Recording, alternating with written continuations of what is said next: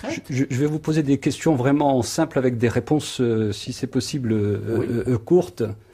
La première, lorsqu'aujourd'hui on parle du monde arabo-musulman, ça vous dit quelque chose ou c'est une notion complètement aberrante? Alors ça aussi, c'est une question qui est liée à ce que nous venons de dire. Le monde arabe, le nationalisme arabe, l'unité du monde arabe était le cœur de la politique de Nasser. Abdel Nasser, en Égypte, qui est arrivé au pouvoir avec ce qu'on appelait les officiers libres en 1952, et aussi le Ba'ath, qui lui est parti de Syrie et d'Irak avec Michel Aflaq. Les deux ont développé une sorte de concurrence, convergence vers la proclamation de l'unité de la nation arabe avec un N majuscule, l'Umma al-Arabiyya. Et puis le Qawmiyya, c'est-à-dire le nationalisme de cette unité arabe, de cette grande nation arabe qui va inclure tout le monde arabe depuis l'Euphrate, l'Irak, jusqu'au Maroc. Alors ça aussi, c'est une étendue totalement idéologique. C'est une construction abstraite de nouveau, qui ne correspond absolument à rien et qui va nier les réalités culturelles, va nier les mémoires collectives et les mémoires historiques. Car l'histoire, le parcours historique du Maroc, par exemple, qui a un État qui subsiste dans sa continuité depuis 789, l'arrivée des Idrissides au pouvoir au Maroc, jusqu'à maintenant, la monarchie marocaine est le plus vieil État du monde. Alors qu'à côté, l'Algérie n'a pas une telle continuité de l'État. Il y a eu des États éphémères sur le territoire algérien qui ont duré peu de temps, et puis il y a des dynasties qui se succèdent, etc. On ne peut pas désigner un État avec la continuité que nous avons au Maroc. En Tunisie, il y a eu une continuité un peu plus forte, mais pas non plus au niveau etc. Je peux continuer ainsi. La Libye, l'Égypte, l'Irak, etc.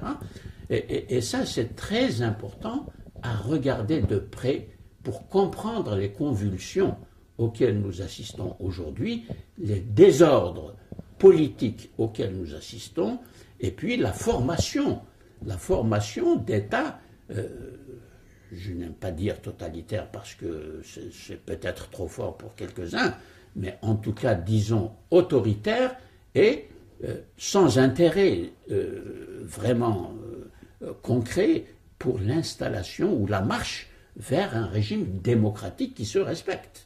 Ça, c'est général. Ce manque, justement, de culture démocratique pour aller vers des démocraties. Or, on a employé le vocabulaire de la démocratie.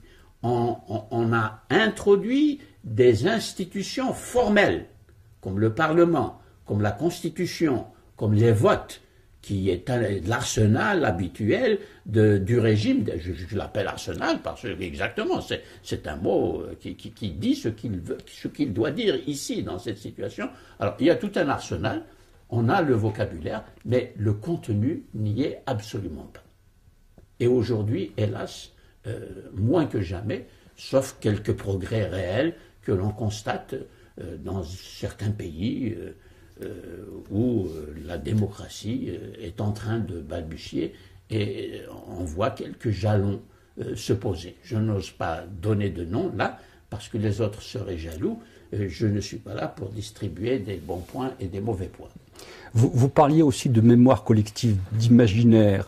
Alors, quand je parle de mémoire collective, je donne un exemple, ou des exemples. Les Kurdes. Les Kurdes sont un grand peuple, fragmenté, dispersé entre 7 souverainetés politiques différentes, et toutes jalouses de s'annexer et de dominer les fragments du peuple kurde tel que nous le voyons aujourd'hui sur la carte.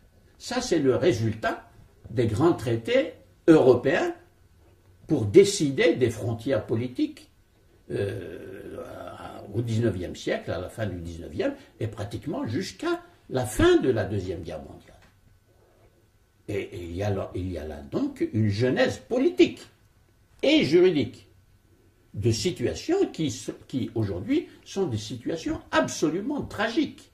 C'est ce que j'appelle des tragédies humaines politiquement programmées. Voilà l'exemple concret.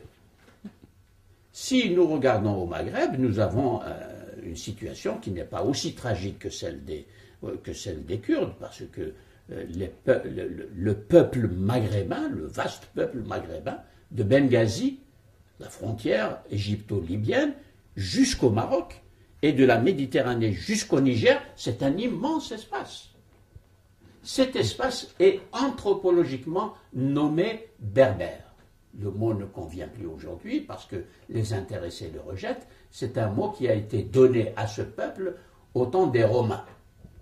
Parce que barbaroi, ça veut dire des gens qui baragouinent une langue que les Romains, évidemment, ne comprenaient pas. Les Arabes ont repris le mot et l'ont gardé. Ibn Khaldoun, dans sa grande histoire, il l'a intitulé Tarikh al-Barbar, en arabe. Histoire des Berbères. Ibn Khaldoun. 14e siècle. Il est mort en 1406. Donc, il y a là, quand même, une réalité anthropologique, culturelle, historique, extrêmement importante. Et non, nous allons l'effacer. On n'en parle pas du tout. À l'école, par exemple, on n'en parlera pas. Silence absolu. Alors qu'il y a des millions de citoyens algériens et marocains, moins en Tunisie, pour des raisons historiques, quelques-uns en Libye encore aujourd'hui, dans le Jebel Nafoussa. Eh bien, tout ça, on va l'effacer.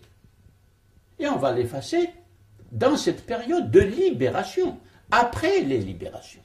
Et ça donne la situation que nous vivons, c'est-à-dire des frustrations, des fragmentations et la difficulté quand même de constituer une plateforme commune et solide, effectivement, pour construire la nation. La nation française s'est construite comme ça. Et d'ailleurs, nous constatons en France des réémergences de ce qu'on peut appeler des différences provinciales ou des différences qui se veulent même presque nationales, comme la Corse et la Bretagne.